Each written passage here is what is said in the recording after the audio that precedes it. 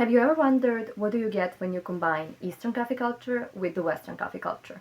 Well, you get Balkan coffee culture. My name is Jovana and I am a master's student of Cultural Studies at the University of Belgrade. And this is Balkanthropology, a series where I aim to explore the Balkans through sociological and anthropological lens. And in these first few episodes, I will deal with the Balkan coffee culture because that is something that is very dear to me, and since I started studying sociology and all the social sciences, I've noticed a lot of things in the Balkan area that are different to other coffee cultures. Before I begin explaining all the sociological aspects of drinking coffee, I will tell you my experience of coffee in general. Since I was born in Serbia, in Čačak, and I am from the Balkans, the coffee, like when I think of coffee, the term coffee, espresso isn't the first thing that comes to my mind, or cappuccino, or latte, or any other coffee. It's actually Turkish coffee, or you can call it Turkish coffee. There's many ways to call it, but let's call it Turkish for now. And when I think of it, it's like I think of a small, very nicely decorated cup with ratluk or Turkish delight right next to it and a glass of water, and it's somewhere in the village, and I'm thinking of drinking it because when I say that, I was a kid when I first had like a cup of coffee. I was maybe 5 or 6 when me and my sister were bugging our grandma and asking her to prepare us coffee in order for us to sit down and talk for hours. Which, when you think about it, oh, it's not a kid's play. Actually, the thing we all know is that kids will most probably play the way that grown-ups live. It's something that all the kids do. We kind of recreate for our games something that we've seen grown-ups do, and that's exactly what we did. We would sit down and drink this coffee for 1 hour and talk about life, and then we would turn the coffee around and try to read destiny from it. And all of this is not something that is unusual because we were actually just replaying the same ritual we've seen happen over and over and over with our grandparents and their friends and our neighbors coming over for a cup of coffee. And the thing is, generally in Serbia, coffee is very, in Serbia, in the Balkans, like in general, it's very connected to hospitality. When somebody comes to your house, which is something that happens very often, you will offer them a cup of coffee, or that's actually a way of socializing. I wasn't thinking of coffee in terms of coffee houses until later when I was a teenager, because when I was a kid we would just go around and visit other people, and our grandparents or parents would drink coffee and we would play somewhere or watch Teletubbies.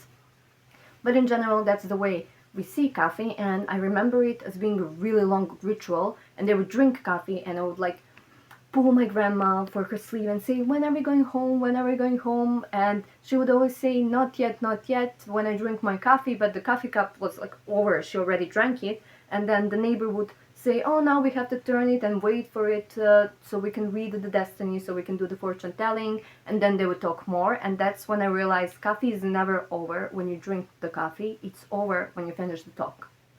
And it's one of these, like, all these things have actually left quite a mark on me, as to see this is the way there are rules about drinking coffee and you have to respect them. And when I grew up, I also worked as a barista, which meant that I would serve people coffee, and that's where I noticed another thing, which is that here in the Balkans we're very specific of the kind of coffee that we drink. It's not always just espresso or espresso with milk or cappuccino. Everybody has their signature coffee, which can be let's say half a cup of espresso with a drop of cold milk or warm milk or something like that. And when you ask somebody what coffee would you like to drink, they will tell you always something completely different. And I'm pretty sure that if I ever try to do something like that in Italy, somebody would smack my head or be very angry with me, because we even took this espresso coffee culture that came much later in the Balkans, and we turned it into something which is completely different and very unique to the Balkans. So when I say all of these things, I think all these experiences and many more kind of came to conclusion when I was in my fourth year of high school, in my first class of sociology, and our teacher began with one simple phrase, which was the ritual of drinking coffee. So what exactly is this ritual of drinking coffee, and why is it this something that I still talk about even though it's been 7 or 8 years since I graduated high school, and I've studied much more of sociology from then. I think this is because it was the first class of sociology, and it taught me how to think sociologically. So Anthony Giddens has this book called, very simply, Sociology. And in the first chapter of this book, at the beginning of the first chapter, he begins with explaining something which is called sociological imagination, which is a term by Wright Mills, in order to explain how are we supposed to think sociologically. What is it that that makes a difference between a person that just lives their everyday life and a sociologist? Which is this, what I said, sociological imagination. And according to Wright Mills, and this is the exact definition, that is the ability to connect personal experiences with larger social structures and public issues. And hearing this, actually seeing this, I realized this is kind of what I did when I said that I'm trying to connect my personal experiences of drinking coffee with larger structures, which, according to Giddens, and this is very interesting because he decided to explain this sociological imagination through the ritual of drinking coffee, because that is something that we do every day. And it made a lot of sense for me to begin this whole channel with this topic, because that is something that we really do every day, probably more than once a day. And when I did research for this topic, I realized that Balkan countries are generally in the top 20, 30 countries which consume the most coffee in the world. So that's a big deal. But when I think about it, yes, this is a great topic to begin with. And what Giddens says about it is that when we are thinking of the ritual of drinking coffee, in order to think sociologically, we need to consider 4 things. First thing is the ritual itself, then historical components of this coffee drinking, then structural and critical. When it comes to the ritual itself, what he says is that in sociological terms, this is a social ritual. Drinking coffee is a social ritual, and we need to think of it as such, that it's not just drinking a drink, it's also socializing at the same time. And there are many questions I want to ask about this when it comes to the Balkan, which is, how long do we drink our coffee? With whom do we drink it with? Why do we drink it? How do we drink it? Are there any specific rules? Is there anything that could be considered disrespectful when it comes to drinking coffee? And there are many more questions when it comes to this specific thing about the ritual, and why on earth do we do the fortune telling? Is there any way to monetize this fortune telling? Are there people who monetize this? And generally, how does this ritual look, and how would I explain it to somebody else, and how would other people in the Balkans explain it to somebody else? Also, what are the differences and the same things in the Balkan countries when it comes to drinking coffee? Second part is historical. So there are questions here also, which is, when did coffee come to the Balkans? According to Giddens, generally he says in this part that coffee is something which came through the process of colonization, which for the Balkans I already know it's not true, because he is talking about espresso, and espresso came from, I think, Colombia, if I'm wrong, sorry.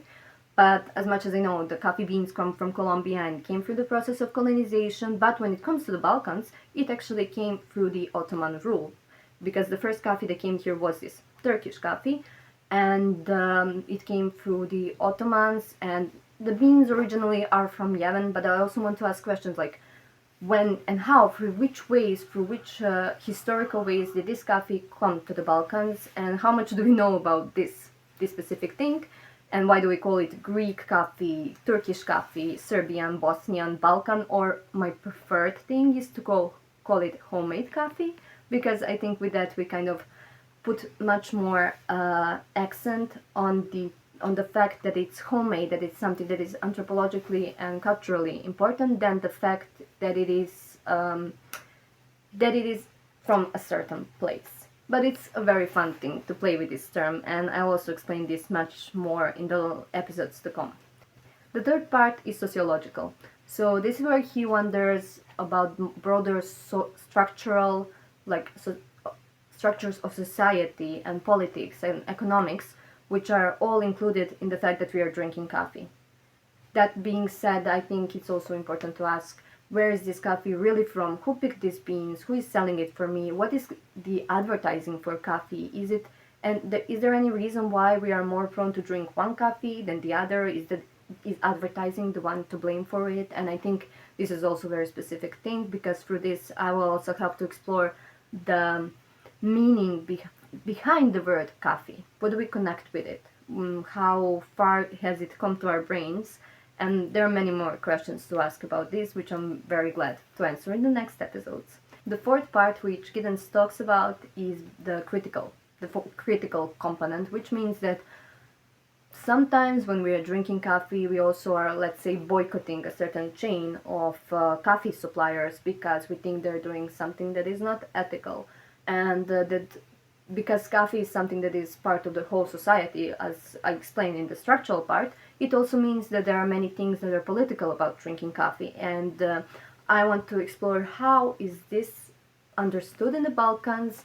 And one more topic, which is gender when it comes to drinking coffee, because growing up I didn't see many women going to coffee houses, or kafanas as we call it here. It would mostly be men, and I think it's very interesting to explore not only how but also why did it change, and what are the social structures leading to it, as well as are there any coffee houses or coffee brands that we are boycotting or not drinking, and for what reason. There are many questions to ask, and all of these four components will be divided in the next 4 episodes of this series. And I am inviting you all to stay with me and explore how and why Balkan people drink their coffee.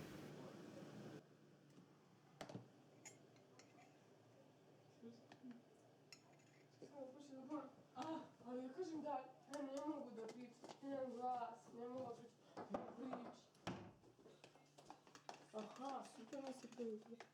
Mreš malo. Je uključen, je uključen.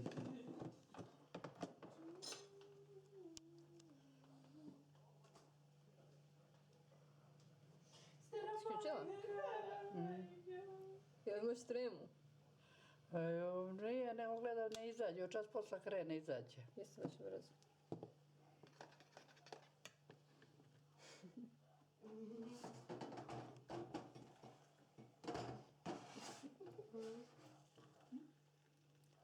Oh yeah!